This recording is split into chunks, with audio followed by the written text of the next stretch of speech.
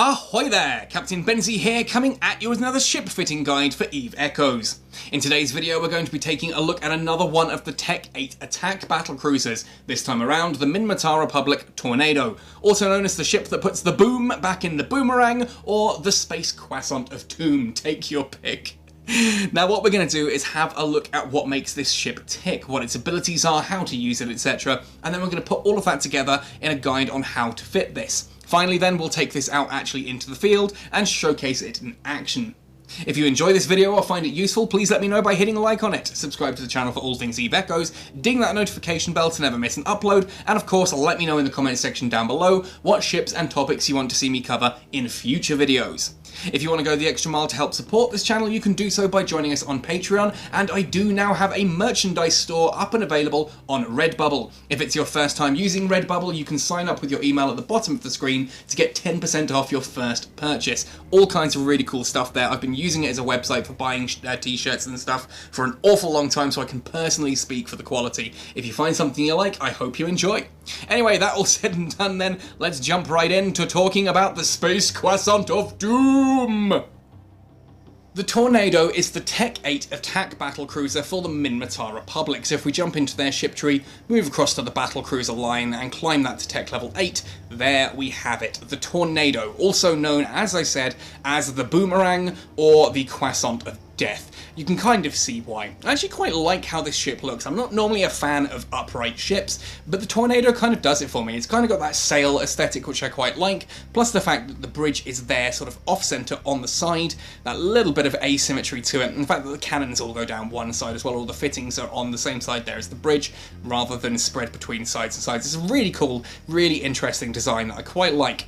Anyway, moving on to the attributes and fittings of the Tornado, we have one drone tube that can launch either small or medium drones, we've got 6 high slots, 3 mid slots, 5 low slots, 3 power grid or combat rigs, and 3 mechanical rigs. Now we've got a fairly sizable power grid output here as well of 1,146 megawatts as standard.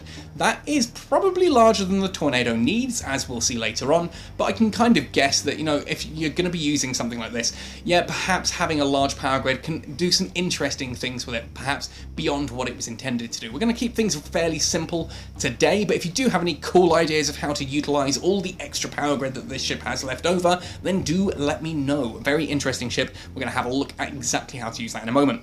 Now, defensively speaking, 26,972 makes the Tornado actually surprisingly tanky, especially for a Minmatar battlecruiser. That's a lot of EHP.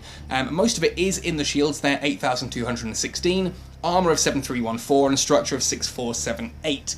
Now if we compare that to the other shield tanked attack battlecruiser, which is of course the Caldari State's Naga, you'll see that the Tornado has less shield than the Naga does, but it has more armour. It's still a shield tank by any description, but you do get a little bit more armour and less shield, which means you've got less tank to work with, but you do have a bit more padding on the occasion that it fails. Now, looking down at the rest of the stats here, you'll see that we've got a signature radius of 202.5 meters. This is a big ship. You are the broad side of the barn, so to speak. No one is going to miss a Tornado when they're shooting at you. And a flight velocity of 203 meters per second is actually fairly quick for a battlecruiser, but this is Minmatar, so it's kind of to be expected. Still not particularly fast. You are not going to be speed tanking with a Tornado anytime soon. You've got a scan resolution here of 257 meters. That's fairly solid. It's, as far as battlecruisers go, it's not terrible. It's not great either. Still takes a long time to lock onto things, but in fairness, you should be far enough away that you're locking onto stuff long before it actually poses a threat to you anyway. Interestingly though is the warp speed here, 2.7 astronomical units per second. That's surprisingly fast. That's right up there as just below cruiser speed. I can't actually, yeah, it's an unusual number, 2.7. I can't think off the top of my head if the other attack battlecruisers have that same 2.7 or if it's just the Tornado, but either way, it means they're actually quite quick to get around. So if you're doing like combat encounters, if you're running a load of encounters in quick succession, you can get from A to B actually astonishingly quickly, especially since high sec and low sec, of course, now have those warp speed increases of 50% and 100% to get you around a little bit faster too. Speaking of getting around quickly though, looking at the mass and the inertia modifier, you've got a fairly lumbering ship here. This is not going to, this is not the kind of ship that can turn on a dime. It takes a bit of time to come to a new heading, and that is something you will need to consider when piloting a Tornado. Anyway, let's then have a look at the Tornado's trait description. First up and foremost is, of course, that roll bonus, which makes an attack battlecruiser an attack battlecruiser. It's that 95% reduction to the large weapon system of choice. In regards to the Tornado, that is, of course, large cannon power grid. So your large cannons are getting that power grid reduction, meaning you can fit large cannons onto a medium ship. Even though the fact that, obviously some of the strike cannons, large strike cannons are probably the most power grid hungry weapon system in the entirety of EVE Echoes, and you're looking to be able to fit an entire brace of them onto this ship, which is where the Tornado's strength really comes in, as we'll see in a moment. Now, like with the other attack battlecruisers, we get bonuses from Advanced Battlecruiser Engineering and Advanced Battlecruiser Command. Now, the Advanced Battlecruiser Engineering gives us a straight-up reduction, 5% large cannon activation time, and a 5% increase to large cannon accuracy fall-off. That means we're getting 25% faster firing cannons at a 25% additional range. Very nice there. Advanced Battlecruiser Command then gives you 5% flight velocity and a 5% scan resolution. So again, at full level 5 training here, that is a 25% faster flight velocity, allowing the ship to move and relocate that little bit quicker, and a 25% increase to scan resolution, which means you are not absolutely abysmal at locking onto targets, especially the smaller ones. You do still take a bit of time, but it's a little bit faster than it could be otherwise, allows you to lock on it and start shooting just that little bit faster. Now, the main fit that I would suggest for a Tornado is a long-range sniper kiting build using strike cannons, large strike cannons, because those things have absolutely insane range. In fact, if we have a look, GIST C-type large strike cannons, I've got a full brace of 6 of these fitted. The fact that power grid requirement's all the way down to 62.69 is just insane. Have a look at how much these normally take of power grid. Obviously, that's 5% of what they would normally take. Now here we've got an optimal range of 60 kilometers and an accuracy fall-off of 73. That's 130 kilometers before we hit the 50% boundary. And of course we can go much further to over 200 kilometers and still be capable of dealing fairly consistent damage, which is fairly impressive, I feel. And that's cold. We've got other fittings later on that will increase that range further. Ultimately, though, the point I want to make here is 60 kilometer optimal range and an accuracy fall-off of 70 means that if you're sitting at, say, 100 kilometers range, you still have a very good DPS. You've only taken a tiny amount of that accuracy fall-off. You're still going to be doing a good 80 to 90% DPS at that sort of range. 100 kilometers, pretty good, and that's 934.9 DPS across the board. Well, 899 if you're not including the drone, which in fairness, we shouldn't really, because that drone ultimately shouldn't see any action at all. That should be the most bored drone in the entirety of New Eden if you're playing this ship right. The aim is ultimately to sit at that range and pound on your opponent with the longest range strike cannons you can possibly get. Of course, we've got the strike cannons fitted. In order to make sure that we can fit these, hit with these effectively, let's have a look at the mid slots. I've put on 2 Halley target painters. Now these have an optimal range of 36 kilometers and an accuracy fall-off of 90, so it does drop off gradually. Ultimately, if you're sitting at 100 kilometers, you're still getting better than 50% effectiveness here. It's about 65 to 70% effectiveness you'll be getting. So it's not quite the full 38.75% signature radius adjustment, but that's why we have 2 of these fitted, because that allows us to light the target up, make the signature radius that little bit bigger, and ensure that we can hit them from range. The aim is to come into an anomaly at the 100 kilometers mark, immediately lock onto everything, prioritise the small targets, hit them with the target painters, and then blap them out of existence before they pose any sort of threat. Now, we do have a stasis web of fire, just on the off chance that something happens to get under our guns, but in fairness, if something has gotten that close, if your drone cannot take it out on its own, the best bet is probably to try and escape that fight, either by warping away or just by applying some distance. You really should be much further away. You should never allow anything really to hit the 15 kilometer mark. If anything's ultimately closer than 60 kilometers, that's about when I would start to power away and try and get some range between you and whatever it is that's rushing towards you. And that's why in the low slots here, the first thing I went for is a Gistum C-type medium micro warp drive. Yeah, okay, it eats into our capacitor, and it takes up a lot of energy to actually utilize, but if something starts getting a little bit too close for comfort, you can turn around, power that micro warp drive up, and zip away to a nice safe distance. Get to that sort of 80, 90, 100 kilometers away, then open fire again. Or in fact, you can kind of shoot while pulling that distance away. In order to get a little bit of extra range as well, I've fitted 2 Eagle tracking computers. Cold, just for having these fitted, you get an increase to the optimal range and the accuracy fall off of 17.19%, plus we're getting a tracking speed adjustment of 12.03%. That's cold. When you activate it, you get another 500% applied to those bonuses, so they absolutely shoot up and give you a pretty good tracking and very good range, as you'll see later on. Now, in order to get a bit more damage out of this as well, I fitted 2 Gistom C-type gyro stabilizers. Again, for having these fitted, it's a 5% increase to your damage bonus and 4.5% faster activation time for all of your cannons. If you activate it, that's a 9% damage bonus on top, and the activation time bonus is increased by a further 400%, making for some very high damage for the duration of those gyro stabilizers. Again, very useful if you've got something like, say, an interceptor at range coming towards you and you need to delete it before it reaches you. You activate everything you have and blap it off the grid.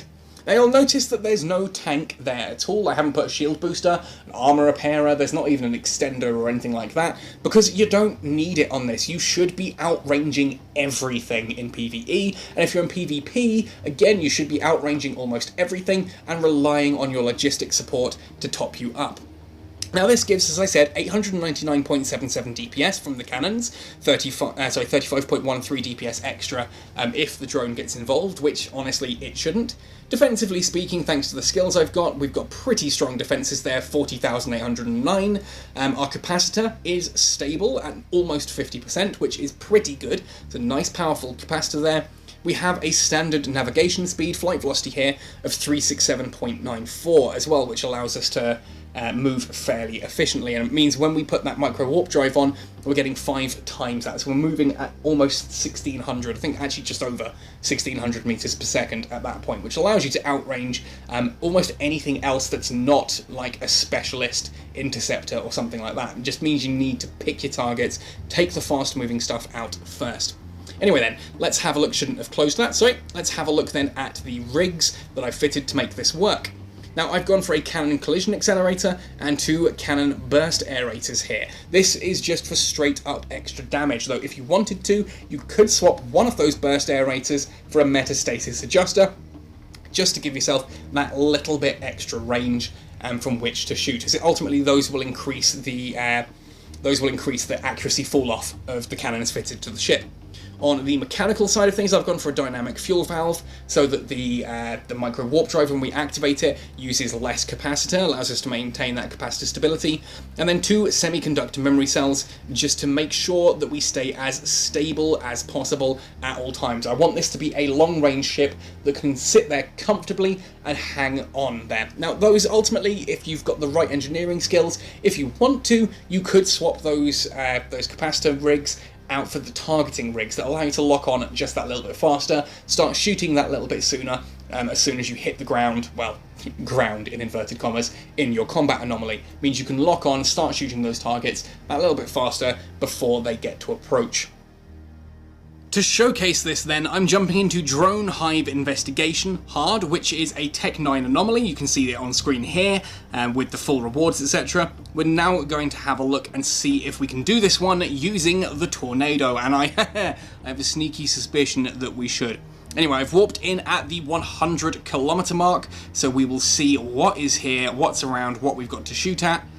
There we go. Ah, yes, I did start this one earlier. Cool. Well, we've got the core Dominix to start with, so let's take her out and then move on to the rest of the anomaly. We'll have Wave 2 spawn and we'll see how we do that. Obviously, for the meantime, though, there goes the target painters, making it a nice big target. The strike cannons are going to fire now. Let's see how they do. And whilst we're firing here against something like, ooh, that's big damage, let's actually activate everything we have and see how that modifies. So the range now, if we long press on the cannons, 110 kilometers optimal, 129 kilometers accuracy fall off, that's 300 kilometers range theoretically, and a DPS of 1,445, 1,410 from the cannons. That's terrifying. That's terrifying. Anyway, let's finish off this Dominix. 5,000 damage there. What are we going to strike for this time? In fact, let's pull the drone out. Let's have him just do a little cycle around me in case anything happens. In case anything happens. Yeah, right. We'll pull down this core Dominix and see what happens next. Literally about, I think, 2 or 3 volleys away from killing it. Wait for that volley to strike.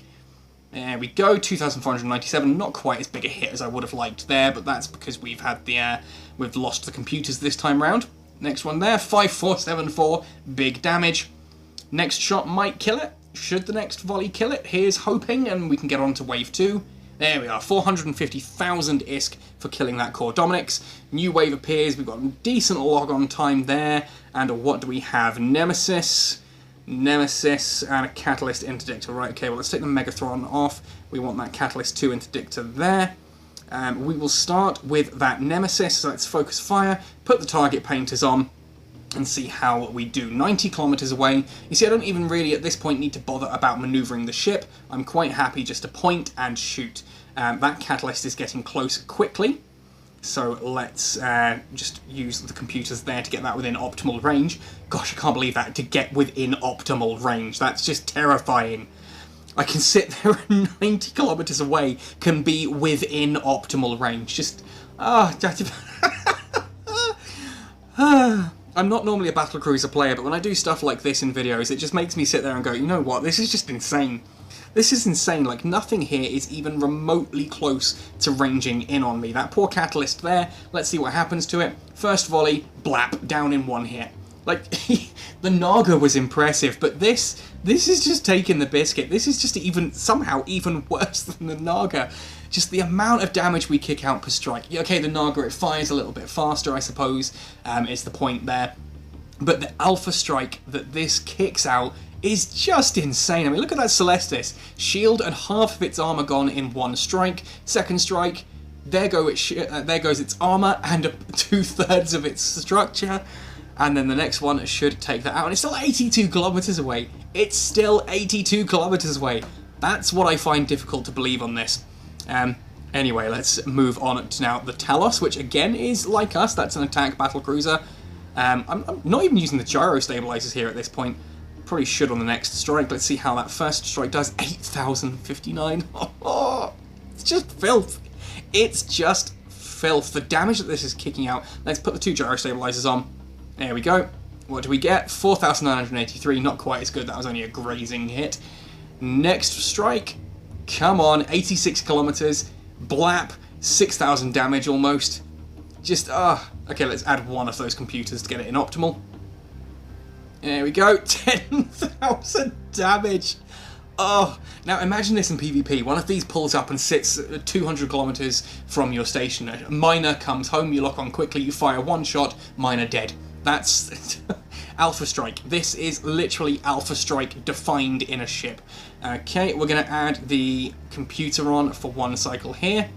See if we can get that Megathron into its hull. Not hull, sorry, into its armor. Into hull would be amazing. It'd be absolutely incredible if it could do that in 1 hit against a Megathron. A Megathron is, of course, remember, one of the battleships for the Galente. Big battleship, twin hull design, which I really like. I like the Megathron a lot. It's one of my favourite ships, actually, looks-wise. Unfortunately, it is a Galente battleship. I don't really fly battleships. If I can help it, I do kind of make an exception for the Macariel and the Balgorn, but they're too slow for me.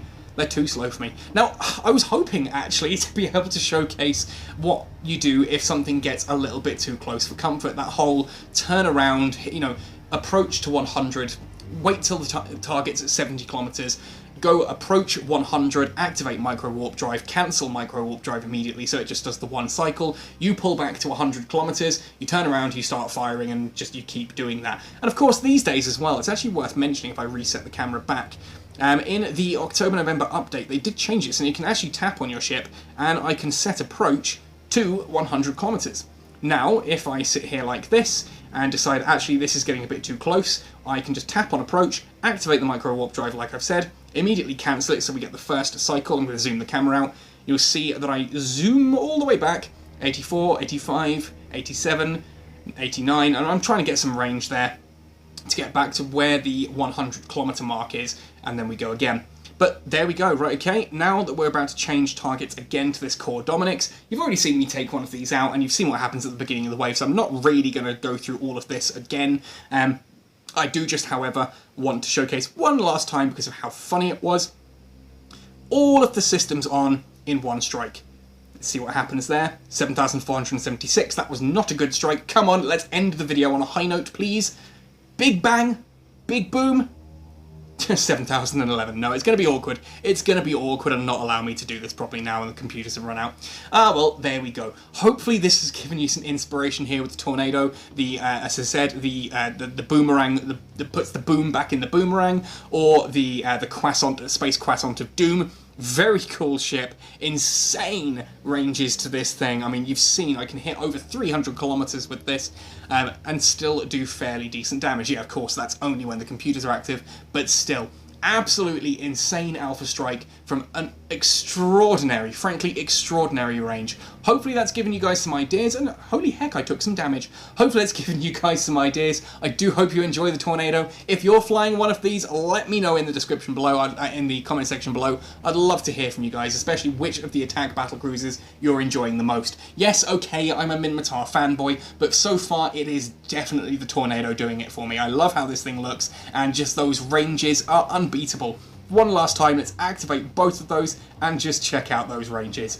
110 kilometers optimal, accuracy fall off, so 50% then would be at 239 kilometers, going all the way out to 368 kilometers before we hit sort of negligible hit chance. Just, that's mad. Anyway folks, thank you for watching right the way to the end of this one. Happy sailing, and see you in New Eden.